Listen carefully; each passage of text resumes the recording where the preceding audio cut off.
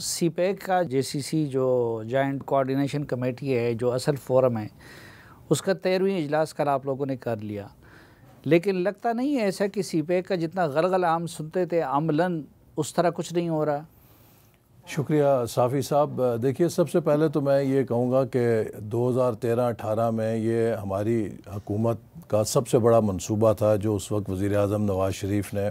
چین کی قیادت کے ساتھ مل کر شروع کیا، اور پاکستان کی تاریخ میں پہلی بار 3 سالوں کے اندر $25 ارب کی سرمایہ کاری کسی دوست ملک کی طرف سے مختلف منصوبوں کے اندر آئی۔ اس کے باوجود کہ تقریباً 1 سال ہمارا ضائع ہوا، دھرنوں کی نظر ہوا، چین کا صدر کا دورہ ملتوی ہوا، لیکن ہم نے ایک مومنٹم بنا دیا تھا، اور 2018 میں تقریباً یہ مومنٹم وہاں پہنچ گیا تھا کہ میرے پاس امریکہ، یورپ، برطانیہ کے سفراء آ کر یہ پوچھتے تھے کہ ہمارے ملک کی کمپنیاں سی پیک کے اکنامک زونز میں کیا وہ بھی حصہ لے سکتی ہیں، اور کس طرح ہم سی پیک کے منصوبوں کے ساتھ مل کر کام کر سکتے ہیں۔ تو پاکستان کی طرف پوری دنیا کی توجہ ہو گئی تھی۔ آپ اسلام آباد میں رہتے ہیں، آپ کو پتہ ہے کہ تقریباً ہر سیکٹر میں چینی کمپنی نے دفتر کھول لیا تھا، اور اس مومنٹم کو جو 2018 کی چینج لائی گئی، مصنوعی تبدیلی لائی گئی، اور میں اکثر کہتا ہوں کہ ہمارے بدقسمتی ہے کہ چند جنرلز اور چند ججز انہوں نے اپنی عقل سے فیصلے نہیں کیے بلکہ اپنی بیگمات اور بچوں کی عقل سے فیصلے کیے، اور وہ اس ملک کے اندر اتنی بڑی تباہی برپا کر گئے کہ 2018 کی وہ تبدیلی پاکستان کی تاریخ میں سقوط مشرقی پاکستان کی ہم پلہ لکھی جائے گی، چونکہ سی پیک نے ہمیں وہ بوسٹر دیا تھا کہ اگر ہم اس غربت کے جو انڈر ڈیولپمنٹ ہے اس کے مدار سے نکل سکتے تھے، لیکن وہ جو چینج آئی اس نے ہر چیز کی نفی کی۔ چین جیسے دوست ملک کو کرپشن کے الزامات لگائے جس سے وہ بددل ہو گئے، اور قدرتی بات تھی، اور وہ سارا مومنٹم ٹوٹ گیا، اور پھر 4 سال بیچ میں مکمل ہم نے دیکھا لل رہا، اور کوئی خاطر خواہ منصوبہ نیا نہیں آ سکا۔ تو جب 16 ماہ کی ہماری حکومت آئی، ہم نے چین کے ساتھ مل کر کوشش کی کہ اس اعتماد کو بحال کرنے کے لیے اقدامات اٹھائیں، اور بالخصوص گوادر۔ وہ اعتماد بحال ہو گیا؟ جی، کافی حد تک ہو گیا ہے، اور اس میں آپ کو عرض کروں کہ گوادر میں دیکھیے جو بجلی کے منصوبے تھے جو ہم نے 2017 میں شروع کیے تھے، وہ 4 سال التوا میں رہے۔ ایران سے ٹرانسمیشن لائن آنی تھی، وہ ہم نے 8-10 ماہ میں مکمل کر لی، یہ 4 سال میں کیوں نہیں ہو سکی؟ ہم نے گوادر کو نیشنل ٹرانسمیشن گرڈ سے کنیکٹ کرنا تھا، 1 سال میں مکمل ہم نے کر لیا، یہ 4 سال میں کیوں نہیں ہو سکا؟ گوادر پورٹ کی ڈریجنگ 4 سال نہیں کی گئی، جس سے اس کی گہرائی 1.5 میٹر سے زیادہ کم ہو گئی، جس سے کہ بڑے جہاز وہاں پر نہیں آ سکتے تھے۔ یہ پتہ نہیں غلطی تھی، کوتاہی تھی، یا جان بوجھ کے گوادر کو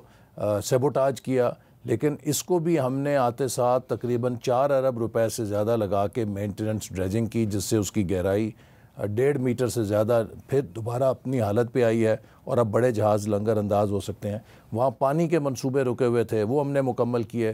تو یہ ساری ہماری کارکردگی دیکھ کر چین کو دوبارہ اعتماد ہوا کہ ایک سنجیدہ پاکستان میں کوشش ہے۔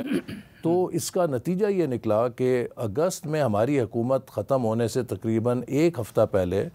چین کے نائب وزیر اعظم پاکستان تشریف لائے، صدر چین کے نمائندے کی حیثیت سے، اور جو ہم نے decade of CPEC conference کی، اس میں انہوں نے کہا کہ اب ہم فیز 2 کے لیے تیار ہیں، اور فیز 2 میں 5 نئے کوریڈورز شروع کرنا چاہتے ہیں۔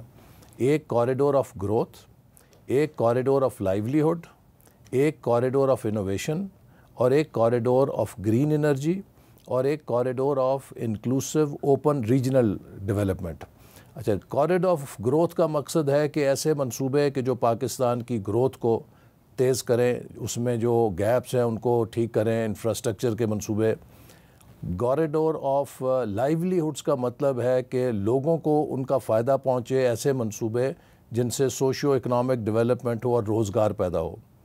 کوریڈور آف انوویشن میں ٹیکنالوجی، اب آج کل جو نئی دنیا میں کرنسی ہے ترقی کی، وہ انوویشن اینڈ ڈیجیٹائزیشن ہے، تو اس شعبے میں پاکستان کے ساتھ پاکستان کی صلاحیت کو بڑھانے کے لیے تعاون کیا جائے۔ گرین انرجی، اب ساری دنیا میں انوائرمنٹ، اور پاکستان تو کلائمیٹ چینج کا بہت زیادہ شکار ہے، لہٰذا رینیوبل انرجی کے پروجیکٹس، ہائیڈل پروجیکٹس، ان کو ترجیحی بنیادوں پہ کیا جائے۔ اور پانچواں، اوپن انکلوسیو ریجنل ڈیولپمنٹ، اس خطے کے وہ ممالک جو دیگر ممالک کو بھی اس منصوبے میں شریک کیا جائے۔ تو یہ 5 انہوں نے رہنما اصول وضع کیا۔ کن کن ممالک کی شمولیت کا امکان ہے سی پیک میں؟ دیکھیے، سی پیک کے منصوبوں میں جو پہلا مرحلہ تھا اس میں تو ایک مثال موجود ہے جس میں قطر ہمارے ساتھ ایک توانائی کے منصوبے میں شریک ہوا۔